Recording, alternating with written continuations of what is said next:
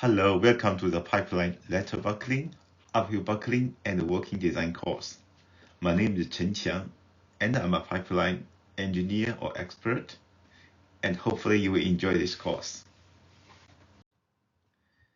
These are the contents of the course. First is introductions. What is pipeline lateral buckling, and what is pipeline uphill bucklings? After that, we'll talk about pipeline expansions. Pipeline expansion is the main reason to cause the pipeline high compression force, which is a driving force for lateral buckling or uphill bucklings. After that, we'll address the lateral buckling, uphill buckling, and the working design one by one. So after this course, you will have a good understanding what needs to be done for pipeline in-place analysis. What is pipeline lateral or uphill bucklings? When a pipeline is installed, normally it is installed in with ambient pressure or ambient temperature. When the pipeline starts to operate, it will operate under a higher pressure or higher temperatures, and it tend to expand. But the pipe soil interactions will counter to stop the moving of the pipelines or the moving of the expansions, and this will generate huge compressive force. And if this compression force is very big, it will overcome the lateral restraints from the pipelines. So the pipeline will moving either like laterally, which we call lateral buckling, or vertically, which we call uphill bucklings. And this is similar to Euler beam bucklings. If we have a compression force on a beam, and the beam may lose its stability due to some imperfections of the beam, and suddenly the beam will moving laterally. And this is Euler beam bucklings. A pipeline buckling is similar to that one. Pipeline lateral buckling or uphill buckling is a natural response to release the actual compression force. This is like a tree is on the strong winds, it will try to bend down one direction. This is to relieve the force acting on it. And the pipeline lateral buckling is similar to the railway lateral bucklings. If the railway is installed in winter time, it's in a cold temperature, but when the summer comes, the temperature will raise up. So the railway try to expand, but there will be restraint on actual direction from either the railway and the soil, the foundation interactions, or some of the restraint from the actual directions. So this will create compression force on the railways, and the railway try to release this compression force by moving sideways or by lateral bucklings.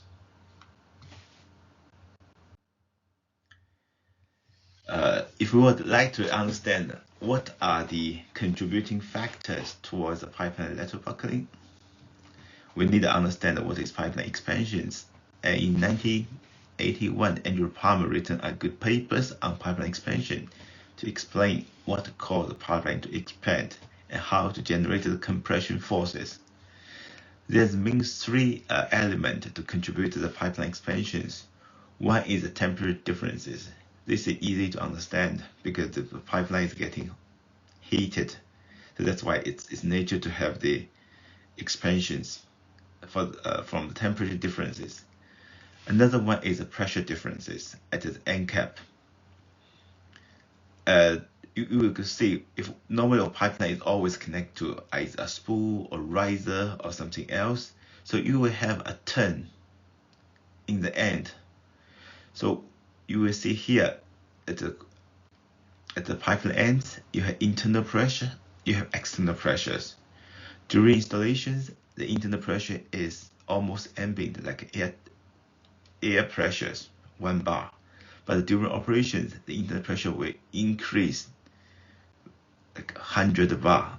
So it will be very high.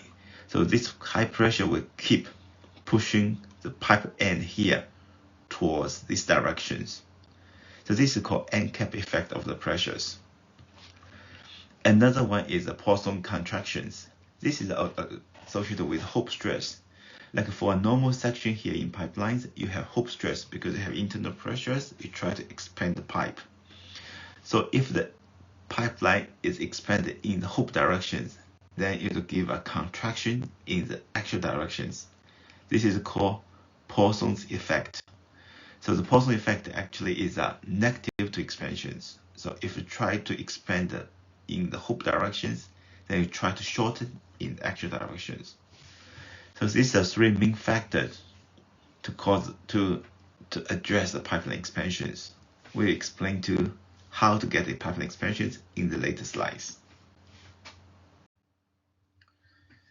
Typically, we classify the subsea pipeline into two types of pipelines. One we call short pipelines and one we call long pipelines.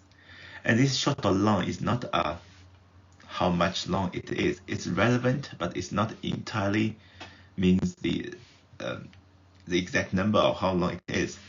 A short line pipeline is basically means when the pipeline is in operations, it gets heated or on high pressures, only the center is not moving. And the rest of pipeline, like this section are moving to the left and this section moving to the right. So only the virtual anchor point is the centers. This pipeline we call short pipelines. It's relevant to the pipeline length, it's relevant to the pipeline friction, it's relevant to the temperature differences, the pressure differences. So it's not only the length matters, the temperature difference or pressure difference, they also matters. A long pipeline in subsea pipelines world is you have quite a bit like middle sections, not only one point, but the sections which is fully restrained areas. And only like partially of the pipeline, this one is moving to the left, that's why you have friction to the right. And this one you're moving to the right, you have friction to the left. And only these red lines, red areas have expansions. So the majority in the center is in restrained conditions, is not moving. So we call this pipeline called long pipelines. And we define these 2 points, which at the boundary of the fully restrained area and partially restrained areas, we call virtual anchor point. It's not physically restrained, but it's not moving. So we call virtual anchor point. Then you look at the equations into the pipelines. And one is the thermal strain, which is very easy to understand. The thermal strain is coming from the temperature difference of the pipeline during installation and during operations. And you have this alpha is thermal expansion coefficient. So these are very straightforward equations, how to counter the thermal strain into the systems. If a pipeline without the frictions on the seabed, and this will, if you have delta T temperature, then you have the strain differences. Then if you integrate the strains into the whole pipelines, you will get the expansion length. And we also talk about the Poisson effect, the pipeline corresponding to the circumferential strain induced by the hoop stress. That will be the hoop stress divided by the Young's modulus and times this Poisson effect. And this is a negative. So basically, if you have a positive hoop stress, you will have a negative strain on the actual directions. And the anchor force is basically A is the pressure. The pressure, this PI is the delta pressure during operation and during installation. So you will feel what is the anchor force at the pipeline turning directions.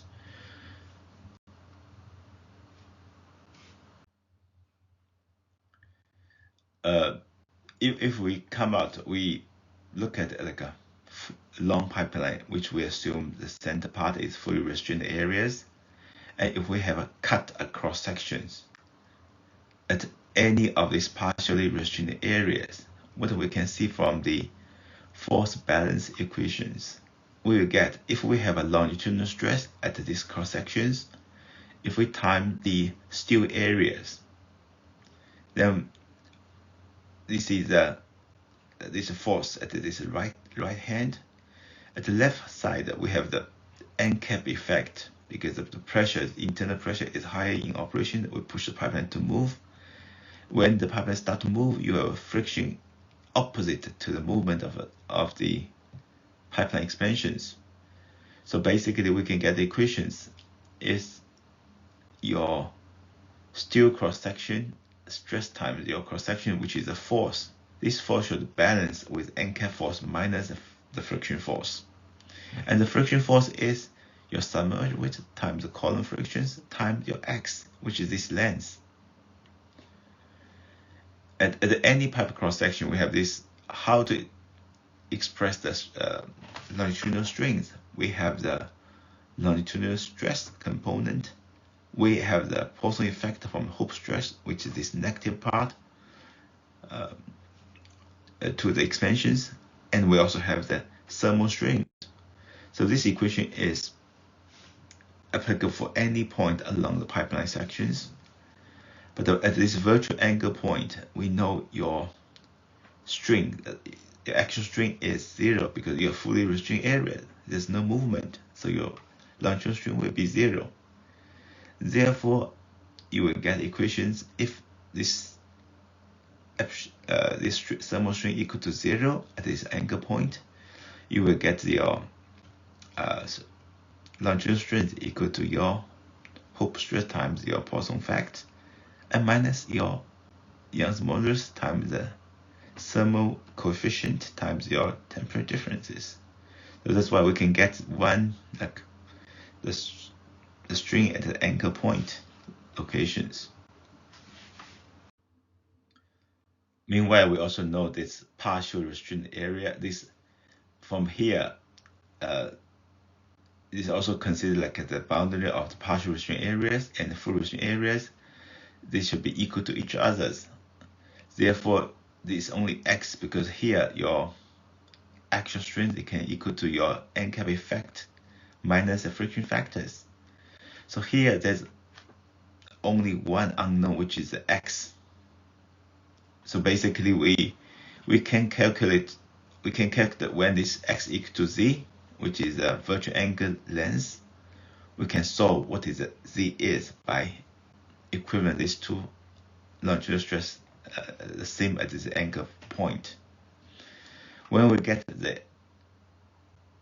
solve the virtual anchor distances, we can get the longitudinal strength distributions, and if we integrate from the 0 to z, these sections, then we will get the pipeline expansions. And pipeline expansion is important because if we do the simple calculations, you will get very good idea of the pipeline expansion, how is the force inside the pipeline, and these are the key inputs to the pipeline lateral buckling, or maybe is a key number that you can check your analysis result from the lateral buckling or uphill bucklings. There's one very important concept, it's called effective actual force in the subsea pipeline engineering. And the effective actual force is often considered as a virtual force in contrast to the so-called true actual force in the pipe steel walls. And we can look at this right figure here.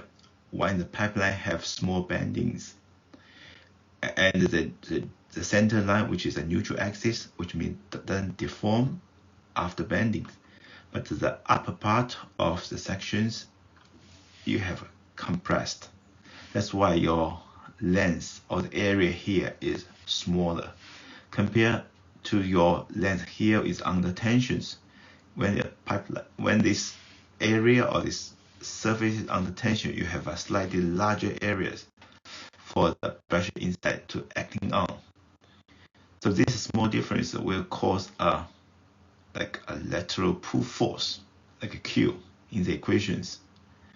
So when we consider the pressure effect, the inside the pipelines, we will get the equations of this governing equations for pipeline is a true actual force minus PIAI plus PEAE. And this, if we consider this one as actual force, which is called effective actual force, then we can simplify the calculations. We just put the effective actual force as a force inside the the bending equations without thinking the pressure anymore. But the pressure effect has already considered into this actual force. So this concept of effective force is like simplify the calculation how the internal and external pressure influence the behavior of pipelines, and it's a very important concept for pipeline engineer to understand. If you're interested, I can send you the papers on how to get this equation from the deformed curvature of our pipelines. Therefore, in the effect actual force is expressed as your true actual force minus PI plus PAE. And coincidentally, when we look at the N cap force, it's also like PI minus PEAE. That's why when we look at the next slides, when we look at the pipeline true actual force in operations, and we have N cap force, so which is PI minus PEAE. And when the pipeline starts to expand, you have a friction force acting on the opposite direction of the expansions. And this friction has a uniform submerged weight and corner frictions. Therefore, you have a constant slope to go down along the pipelines until you hit the middle point, which is the negative, the most lower, or maybe even compression actual force in the middles. And for the definition of effect actual force is your true force minus PAI plus PA. Therefore, it's the effect actual force starts with a 0 at the pipeline one end, and you follow the same slope go down, same as the true actual force, because basically it's a friction here, unit friction, which is a constant values. And so in the middle of pipeline, you have the lowest, or maybe the maximum absolute value of compression force. So in the middle, that's for short pipelines. For long pipeline, you have similarities. Your starting point is PAI minus PEAE, which is N cap force, and you will follow the same slope going down until you hit the virtual anchor point. And the effect actual force will start with 0 and going down here. And here, this is a hot end, so you have a slightly higher, lower on the compression force, because you have a higher pressure, temperature differences. In the cold end, normally you have a lower differential temperatures. Therefore, you slightly have less compression force inside the virtual anchor point at the cold end. But these two slopes are the same, because that's the weight of the pipelines. So the slope is the same. So here you will see your virtual anchor point. For the hot end, we have the lowest point, which has the maximum compression actual force. So it's important to understand what is the force inside the pipeline before we do the next, we study the pipeline lateral buckling, uphill buckling, or workings. Pipeline expansion analysis is quite straightforward and has its analytical solutions. So normally it will be the main input for the spool design, because pipeline is connected to the spool, and how much the pipeline will expand here will decide the shape of the spools. So it's an important parameter for spool design. And we know that when we have the pipeline expansion analysis, we can also get the distribution of effect actual force. And this can be an input for free span analysis, but like a lateral buckling analysis screen check, and uphill buckling screen check as well. So, but however, if we have a lateral buckling or uphill buckling design later, the seabed interventions will impact the pipeline end expansions if it buckled somewhere. So the pipeline end expansion will be much less than in the analytical solutions without considering lateral bucklings. Therefore, it's quite common to use conservative values in the beginning of the project, and it can be a conservative input to the spool design. but it can be optimized quite after the lateral buckling or uphill buckling has been done. Now we talk about the pipeline lateral bucklings. And pipeline lateral buckling, as we mentioned before in the beginnings, is very similar to railway bucklings. You can look at the left pictures, like this is pipeline, typical pipeline buckling. This is not a subsea pipeline, it's on land pipeline, but you see this buckling behavior very clearly from the surface. And this is the typical railway lateral buckling. So they have similarities. Due to the similarity of the railway lateral buckling and pipeline lateral bucklings, we can look at the potential control ways. For railway, it's very common to using the gap design for railways. So the expansion can be absorbed by the gap here in the summertime. But can we the pipeline doing that? The answer is no. We can't cut the pipeline. It's a high pressure, high temperature, and gas or oil lines most likely. So you can't have any gap between the pipeline sections. And another common way for railway is to restrain the section to keep it in position by restraining the railways. Is that possible for pipelines? The answer is yes. We can trench or bury the lines, and we can rock dumping the lines to keep its positions. But the seabed interventions is normally quite expensive for any offshore practice or offshore installations. But we can look at the possibility here. The last one is let it be. Can we let the railway lateral buckle? The answer is no, because the high-speed train cannot take that curvatures into the railway. But for pipelines, is it possible to design a curvature in a controlled way and make it allowable? The answer is yes, perhaps yes. We will look into more details in the later slides.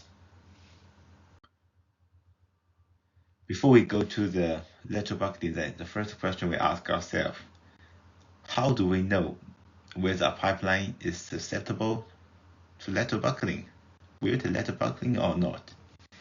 And we have a Hobbs paper published in 1984. This is from the railway buckling check. So basically the similarity to railway. So if you have a compression force, we call critical buckling force, and we have a sections, we have frictions from laterally if you compress the pipe. With the pipeline have a lateral bucklings, there will be a different mode, like mode 1, mode 2, mode 3, mode 4. And in like infinity mode, this is normally the few mode we will check what was the required critical buckling force to trigger it to buckle. The typical approach for the screen check using Hobbs paper is we normally assume a buckling length, normally from 0 to maybe 200, and from this, when we assume the buckle wavelength, we can get the minimum actual force to trigger the buckles. And for different mode, you have a different lower point. And we will get the minimum values from all this, from mode 1 to mode 5.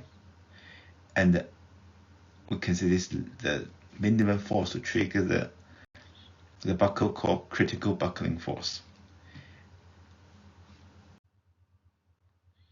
Then when we get to the critical buckling force, we will use them to compare to the effect actual force plot from the pipeline expansion analysis. We find if the absolute value for the effect actual force is larger than the critical buckling force, then we know the pipeline has potential to lateral bucklings. We need to use more advanced analysis to continue the lateral buckling analysis, which is actually the finite element analysis we'll address in the later slides. There are limitations for the screen check of pipeline lateral bucklings because Hobbs paper is based on a few assumptions. We assume the linear material properties, they assume a linear pipe saw interaction, there are only one column friction factors. We assume it's a flat seabed. So it's provide a simple method to check the potential of pipeline lateral buckling, but it cannot correctly access the stress strings in the pipeline after buckle happens. So it can only tell you whether it has a potential to have a lateral buckling or not. It cannot consider the initial out of strength as well. So it's a screening check. In the previous comparison with the railway and pipeline lateral buckling, we propose a potential control method. One the method is prevent the pipeline from buckling, and we can trench and bury the pipeline. Like here, we can have like a mechanical cutter cut the seabed and put the pipeline inside and backfill the soil. We can also like rock dumping the whole entire pipeline. We can also using anchoring the lines to make the pipeline not moving. But if the pipeline cannot move sideways because of the high lateral frictions, lateral resistance, then we need to consider also the uphill buckling, because the top one is the potential to go up instead of go laterally.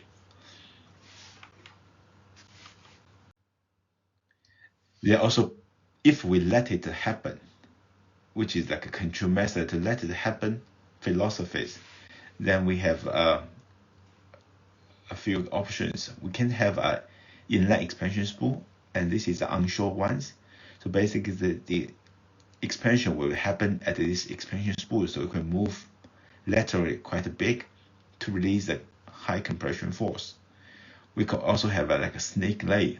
So basically we can lay the pipeline every 1 or 2 kilometers as like a snake, like a zigzag snake lays.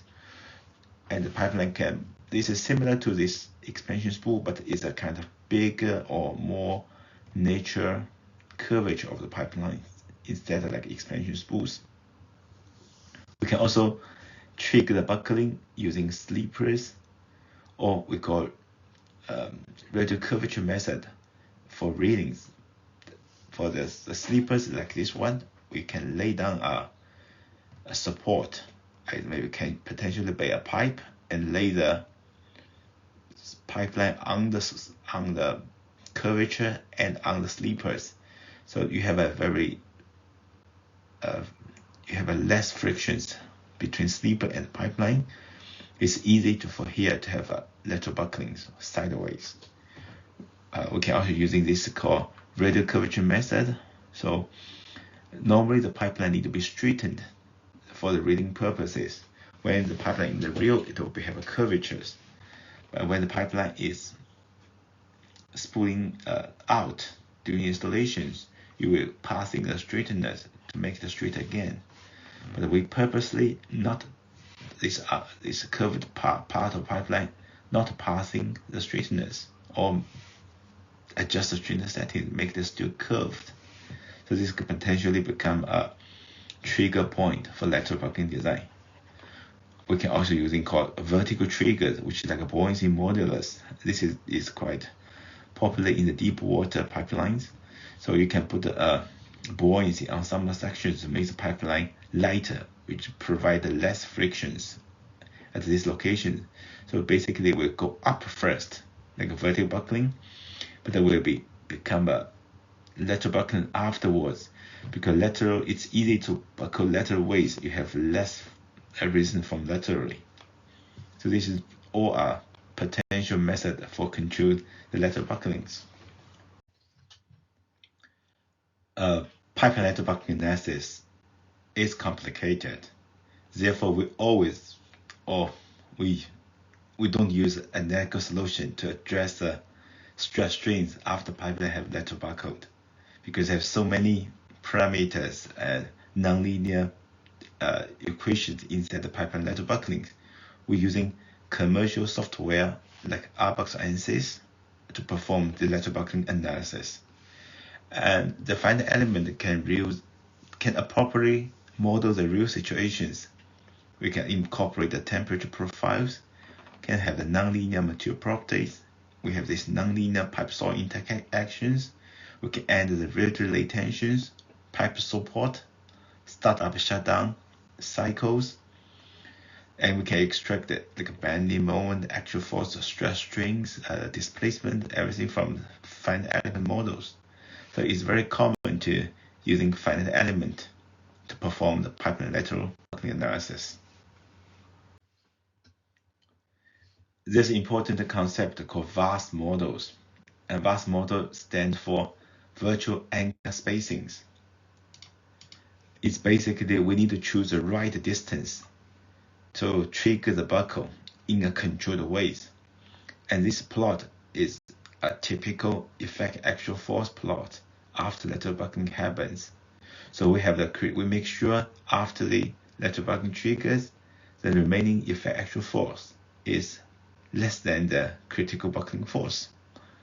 And we also need to make sure after this lateral buckling happens, we can fulfill all the criteria like the local buckling check.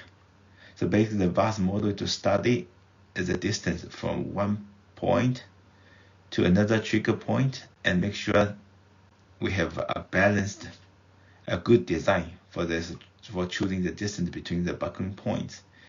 If the buckling point is too far, and we may fail in the local buckling check.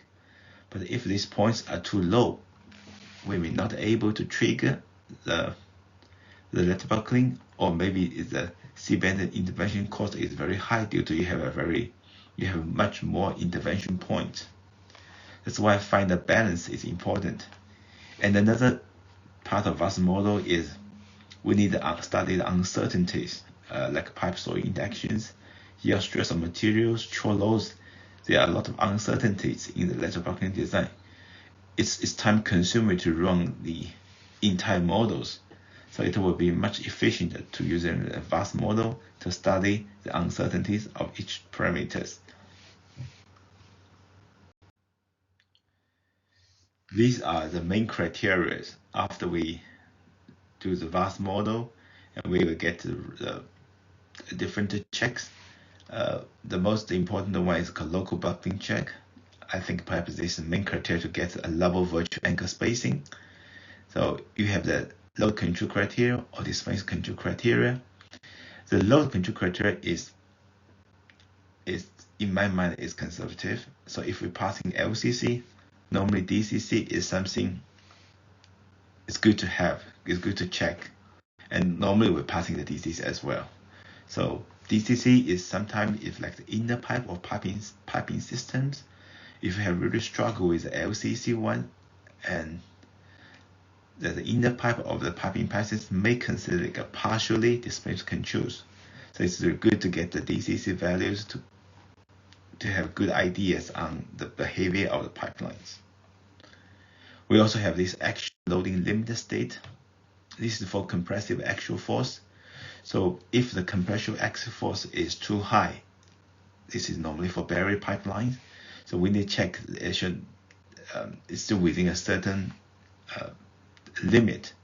So it's still the relevant DCC or LCC is still relevant. And we also have these uniform string capacities. This is also maybe for barrier pipelines. We try to make sure the string will be well below the ultimate string level at this higher point. So you have a certain safety factor here to make sure the string is lower than the ultimate strings.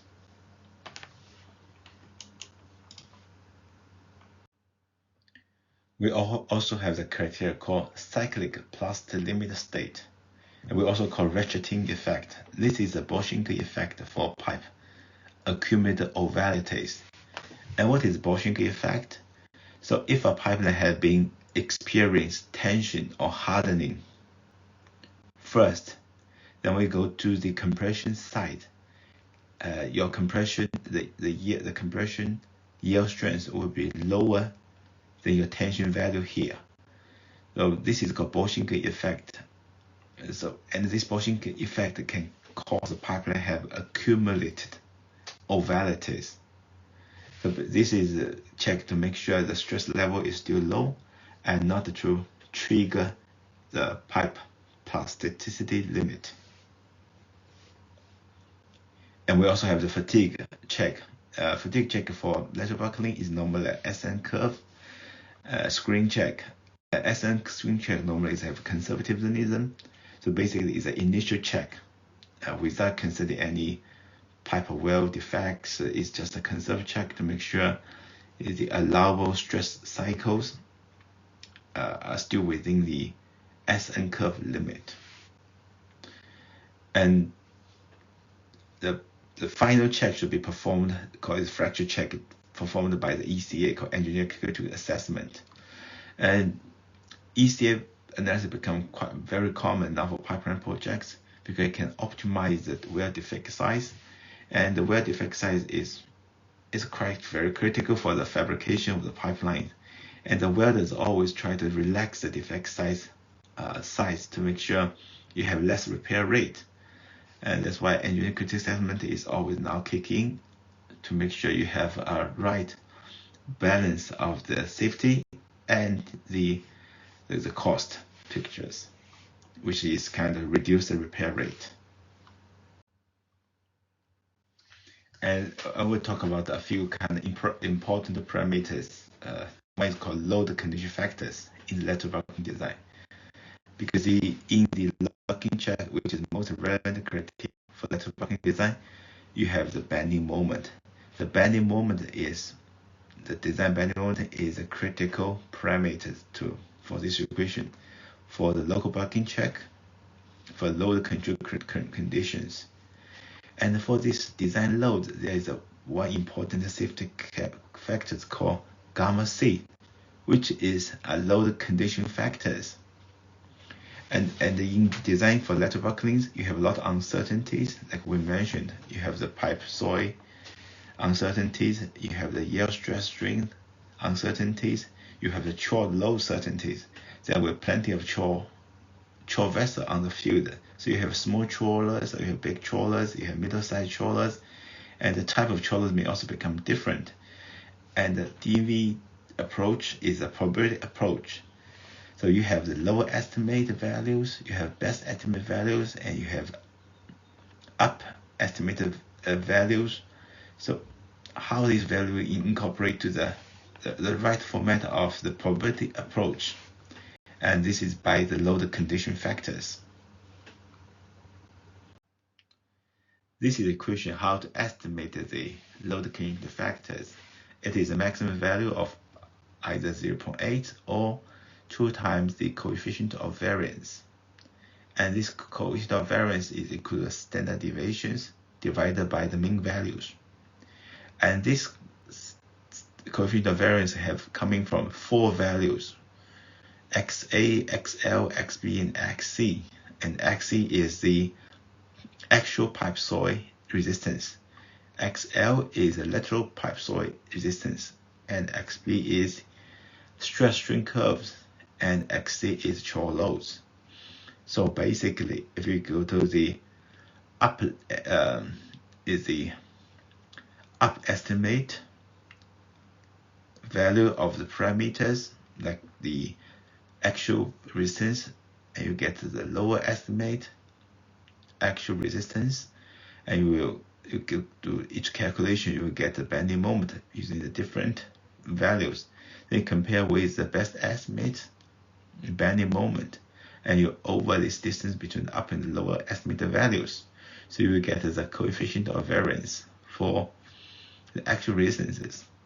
So when you put all this certainty into these equations, and you will get the gamma C. And this is an important parameters. It will decide whether you can pass or fail in the local buckling check. Here's a small summary for the pipe and lateral bucklings. Lateral buckling design is one of the most demanding analysis for pipeline engineering. You need to have a good understanding of the pipeline in-place behaviors, and you need the analysis itself will decide what type of seabed interventions, either using snake lace, using counterpoint, are you using a radial curvature method, or are you using sleepers or buoyancies? So the seabed intervention, the cost is high because the vessel working on the offshore. So choose the right method is important for the pipeline total cost. And there are also many uncertainties with the installation tolerances, the pipe soil interaction, the chore loads, and these need to be managed through the analysis, and also need to check with the resources, the survey data. And pipeline lateral buckling will interface with other discipline of the pipeline engineering. And you need to have select pipeline routing properly. You have the pipeline installation part. You have the welding team through the engineer critical assessment. You have the operational cycles, which normally you need to talk to the operators team. And you also have the seabed interventions, and also have the pipe mills. You need to get the right stress strain curves, etc. It also requires very good finite element analysis skills. It's complicated analysis with all these nonlinear behaviors, either materials or seabed interventions. So it's complicated. Now we can talk about the pipeline uphill bucklings. So when a pipeline is trenched or buried with backfill soil or rocks, which means the lateral resistance from the soil or rocks is much higher compared to the uplift resistance. So when the pipeline starts to have expand, we generate a high compression force. Instead of go laterally, the pipeline will go upwards. So when this uplift force exceeds the maximum soil mobilizations, the pipeline will go gradually upwards, and we call uphill bucklings. And the philosophy is the same as the lateral bucklings. So the lateral buckling happens in the lateral outer straightness plus compression force. The uphill buckling is you have a vertical outer straightness, you have imperfections, your pipeline will lay on top of these imperfections, then you have a backfill soils. So when the pipeline starts to expand, you have high compression force, and when this high compression force will cause the uplift force here. When this uplift force exceed the soil resistance, will go uphill bucklings. The difference with lateral buckling and uphill buckling is, for lateral buckling, we can allow it to happen in a controlled way. But can uphill buckling allow it in design? The simple and straight answer is no. The reason is because when the pipe lift distance is become more and more in the stub cycles, if it exceeds the maximum soil mobilizing distance, we can look to this typical pipe soil uplift resistance curvatures. So this is normally like the elastic region of the uplift distance with soil resistances.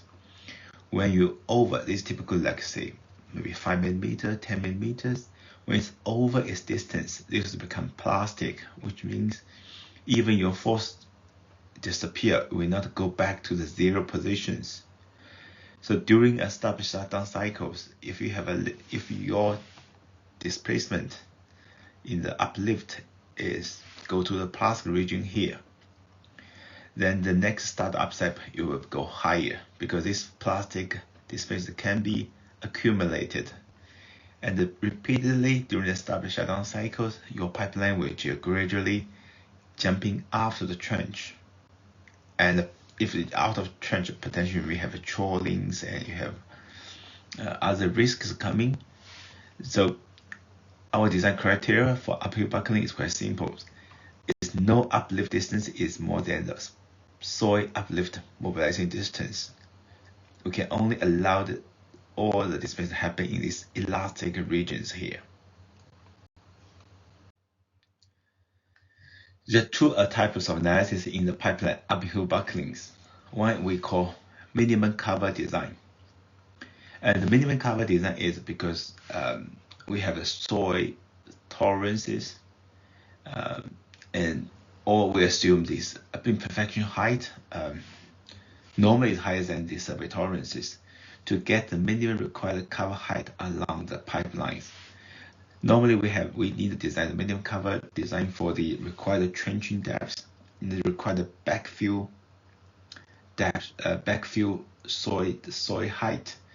Before the pipeline is installed or before the trenching is performed, normally we don't have an exact number is how will be the vertical after straightness. So we have to, based on experience and based on what is the trencher or the rock dumping can achieve, to assume a certain value to make it like a minimum cover, what is my minimum required backfill soil height or the rock height for the design. And the specific cover design is for the predicted or found imperfections or off-straightness to get the required cover height at the specific locations. So generally, the minimum cover design is for the entire lines, and the specific cover designs which request maybe special height of cover height or rock dumping height in a specific locations. And the design format, normally we're also using finite element analysis, typically ABAX ANSYS, to perform the pipeline uphill buckling analysis. And we have, this is the main design format. Your load design, your temperature, your design like resistance need to be larger than your design load equivalent temperatures.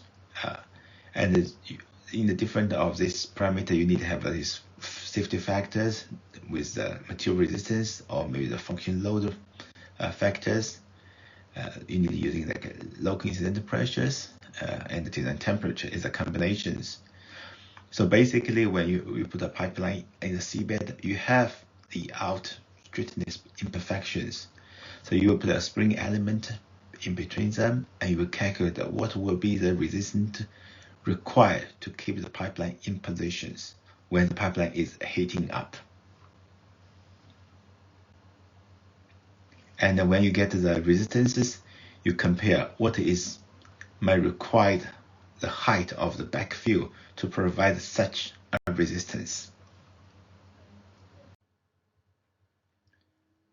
These are the two typical analysis results. One is for the minimum cover design and one is for specific cover design. So basically we can plot the curvatures be like for imperfection height, different imperfection height, and for different rock height, what will be in the relationship with the allowable temperature curves.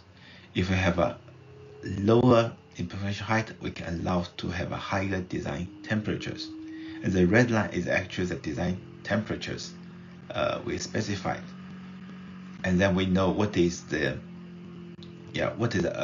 allowable imperfection height in regards to the different rock height. So based on experience, we can choose the right required rock height for the pipeline, as this is all over through the entire pipeline as a minimum requirement. But for the specific cover designs, we have the curvature, we have the temperature curvature here, and we studied out of straightness. This pipeline have already been laid, and we find that certain areas I require more resistances than the already existing resistance.